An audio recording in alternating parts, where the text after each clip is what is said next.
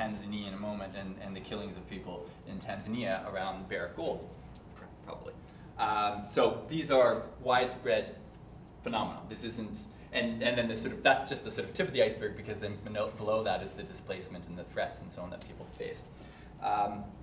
But what I want us to draw our attention to is just how connected these things are to various aspects of the Canadian state, various ministries or agencies of the Canadian state, whose one of their key functions is to protect Canadian capital or Canadian multinational corporations in general as they expand into the global south and face social movements and sometimes governments that aren't particularly warm or receptive to them. Canadian capital in general, but obviously Canadian mining in specific. So I'll just quickly go through a few things here. One is embassies, which are organized through foreign affairs. And the Canadian embassies are, it's hard to sort of give people a sense of how connected Canadian embassies are to Canadian capital. If you read Access, like communications between Canadian embassies and Canadian companies, you just get a sense of how connected they really are, and they are.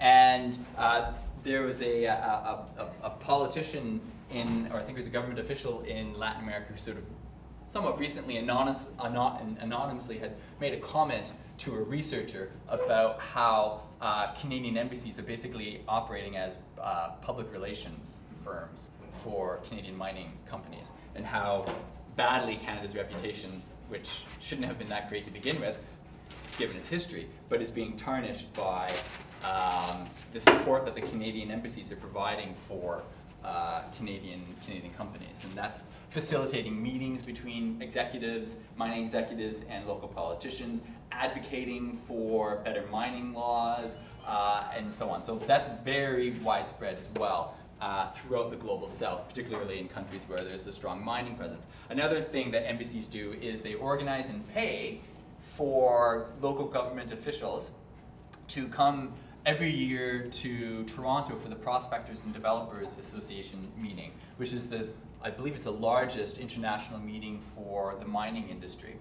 And so it's regular. It happens in Honduras, it happens in Guatemala, it happens in Ecuador, it happens in Colombia, and just go down the list of countries where Canada has a mining presence or wants to build up its mining presence, and often where there's some conflict on the ground with social movement, is they will bring, and maybe some reluctance amongst government officials, they will pay for them, and they bring journalists as well. They'll pay for local journalists to come to the Prospectors and Developers Association meeting.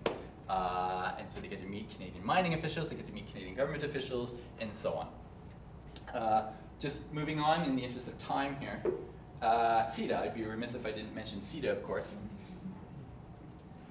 CEDA, the Canadian International Development Agency, that's Canada's official overseas development agency body. The current Minister for International Cooperation, that's the head of CEDA, political head of CEDA, is Bev Oda.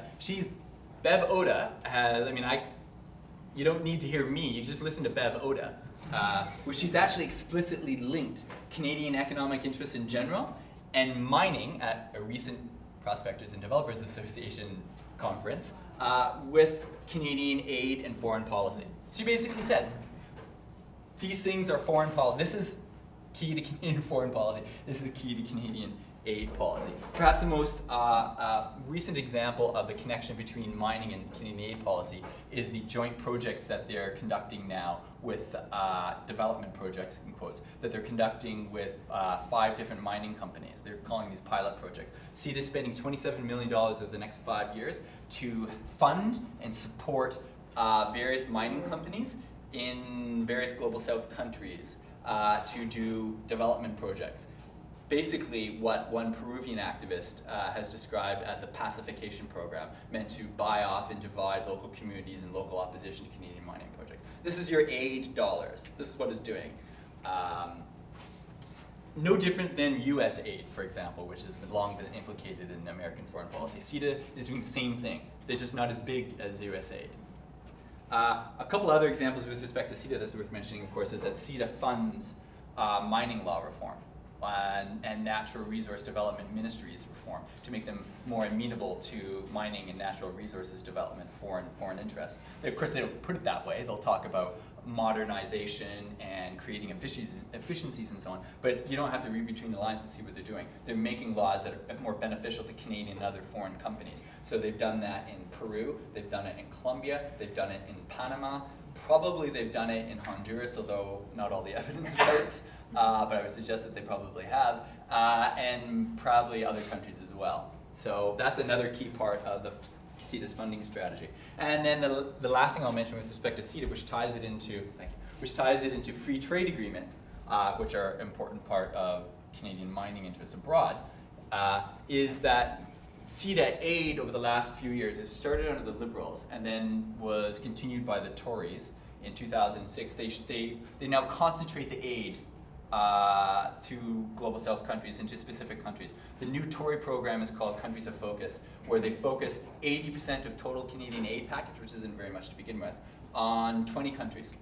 And what they've done subsequently as part of that is to take a lot of aid away from the poorest African countries. And again, we shouldn't glamorize what Canadian aid has historically been about, right? But it's not all completely reactionary, because of the work that activists have done to pressure for better aid. But nevertheless, they've taken a lot of that aid out of Africa, from the poorest countries in Africa and other parts of the Global South, and concentrated on countries that they want to build economic relationships with. So for example, in the Western Hemisphere, there's 5 regions, or 5 countries that are targetable. One is the Caribbean community, it's not a country. The other is Honduras, the other is Haiti, the other is Peru, and the other is Colombia.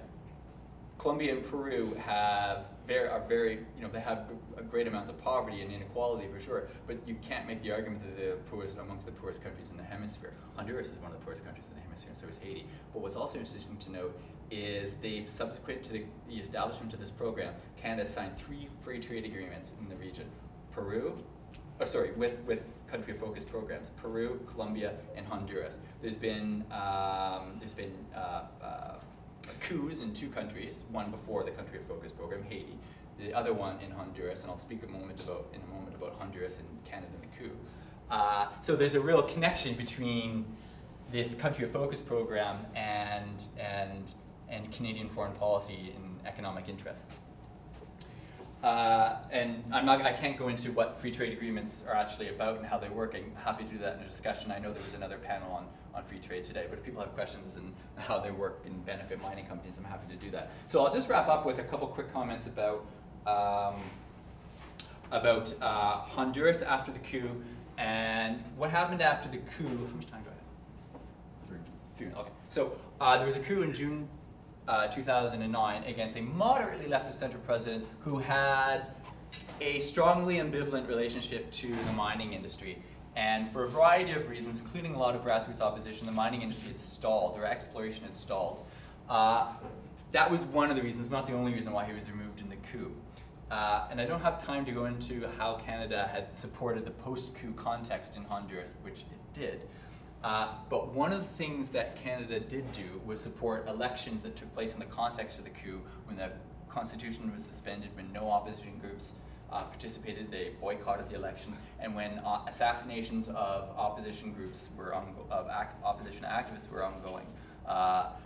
Canada supported that election, nevertheless. It was one of the, actually I think it was the first, it beat out the United States to declare its support for the election. It then built itself a very strong relationship with the new government of Pepe Lobo in Honduras. And not long after the election, both sort of publicly but mostly behind the scenes, they started pushing for a new mining law. And mining executives met with high-level politicians in Honduras.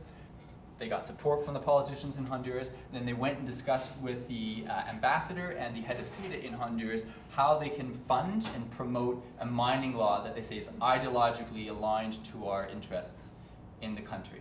And at that point, I don't have any new documents, so I can't figure out exactly how it went from there.